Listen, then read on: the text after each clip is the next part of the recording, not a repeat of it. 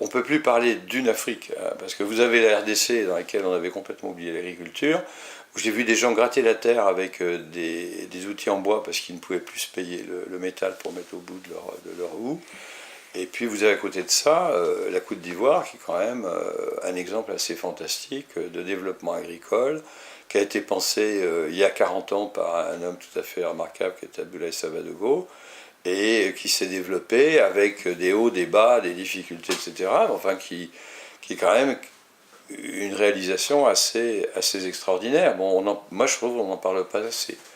Et donc, et à côté de ça, vous avez des régions qui, elles, sont en très grande difficulté. Je pense à certains pays du Sahel. Moi, je trouve que je travaille beaucoup sur le Niger depuis très longtemps, depuis 45 ans à peu près. Et je vois les évolutions du Niger au plan agricole qui sont intéressantes, mais qui ne sont pas du tout à la hauteur des défis.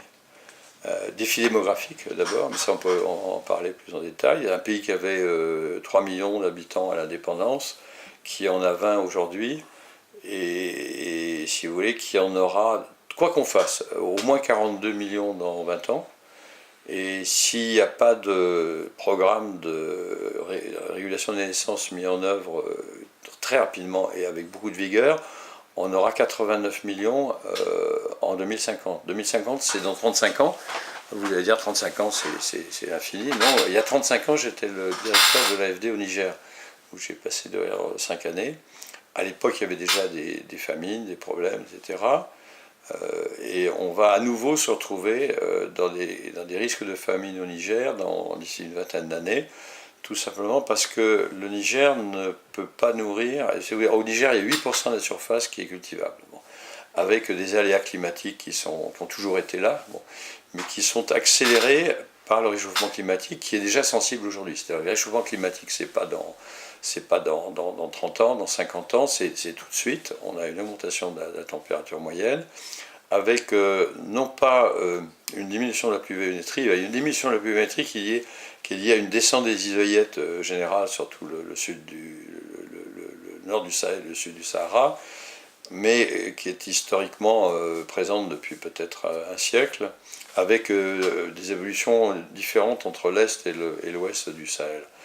Mais on sait très bien que dans toute la bande sahélienne, vous allez avoir dans les 20 ans qui viennent une très forte augmentation des aléas climatiques. C'est-à-dire, il y aura peut-être autant d'eau que maintenant, mais l'eau sera concentrée à une mauvaise période au plan agricole, ou bien elle donnera lieu à des orages extrêmement violents qui vont balayer les semis. Et donc vous savez exactement que vous avez un problème là d'aléas climatiques qui va devenir très grave et qui globalement devrait vous réduire d'à peu près de 20 à 25% les rendements sur le mil et le sorgho, qui sont les deux céréales les plus utilisées. Bon.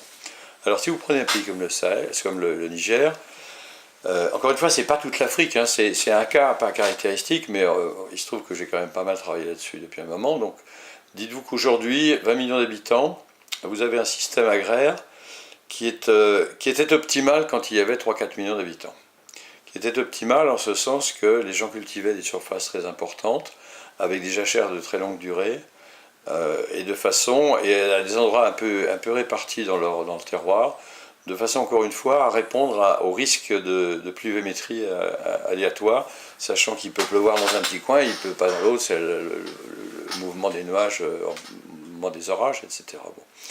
Et donc c'était très adapté, avec une démographie, si vous voulez, une densité humaine qui allait jusqu'à 35-40 habitants kilomètre carré à peu près. Donc quand vous interrogez les gens du Sierra, ils vous disent, bon, 40 habitants, ça va. On a des jachères de 20 ans, ça va très bien. Aujourd'hui, quand vous regardez la densité humaine, dans les zones agricoles du Niger, on est à 150. 130, 150, 180. Bon. Ça veut dire quoi? Ça veut dire que les gens ont encore de quoi manger, mais je dirais, en détruisant leur capital foncier.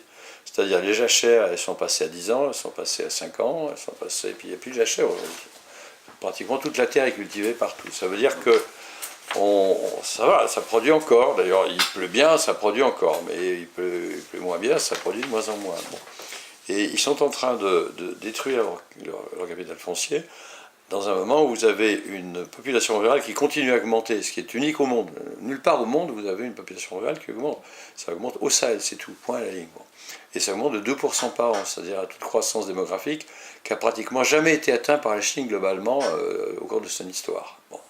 Donc voilà le type de situation dans laquelle on est. Alors quand vous combinez le phénomène de destruction des sols lié à la densité croissante, l'augmentation de population rurale, quand vous combinez ça avec les réductions de rendement auxquelles il faut s'attendre liées au réchauffement climatique, que vous faites mouliner ça par une équipe de démographes et d'économistes ruraux et d'agronomes, comme je l'ai fait il y a 2 ans pour le Niger, vous apercevez de quoi? Vous apercevez qu'aujourd'hui, le Niger, il pleut bien, il est autosuffisant au plan céréalier. Bon. Il apporte 200 à 300 000 tonnes de riz parce qu'il ne produit pas assez de riz, et ça, le commerce régional, ça. S'il pleut, s'il pleut de façon incorrecte, il a un déficit de à peu près 2 à 3 millions de tonnes de céréales qu'il importe des pays voisins, ça peut être du Nigeria, de la Côte d'Ivoire, du Togo, etc.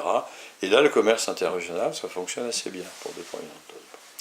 Mais dans 20 ans, on sait, enfin maintenant on peut faire des calculs de façon assez précise parce que en termes de population, les démographes sont précis jusqu'à 20 ans. Au-delà de 20 ans, il faut faire des hypothèses. Mais à 20 ans, on sait très bien qu'il y aura au moins 42 millions d'habitants au Niger, on sait que les terres seront moins fertiles, on sait que le réchauffement climatique sera là, on sait que les techniques agricoles n'auront pas changé fondamentalement, à moins qu'on investisse véritablement sérieusement. Pour l'instant, j'en vois pas trace. Eh bien, le Niger devra, en année de très bonne pluviométrie, apporter 3 millions de tonnes de céréales. Ça veut dire qu'en période de sécheresse grave, il faudrait qu'il en apporte 7 à 8 millions. Bon. Mais 7 à 8 millions, à la limite, on peut les trouver sur le marché régional, mais quand vous avez une sécheresse grave, cette sécheresse grave elle touche aussi le nord du Nigeria, la Côte d'Ivoire, les pays voisins. Bon. Donc ça veut dire que tous les pays voisins devront importer des volumes considérables de céréales. Or, la logistique n'est pas là. C'est-à-dire, d'une part, il sera impossible de trouver les céréales nécessaires sur le marché mondial, avoir dans les délais, passer les marchés, l'aide alimentaire, c'est quand même lourd à gérer. Et deuxièmement, à supposer qu'elle arrive à Abidjan, à Lagos, au port de Tema, etc., je dirais les ports ne peuvent pas gérer ça. Il n'y a pas de chemin de fer pour approvisionner, en tout cas, le Niger.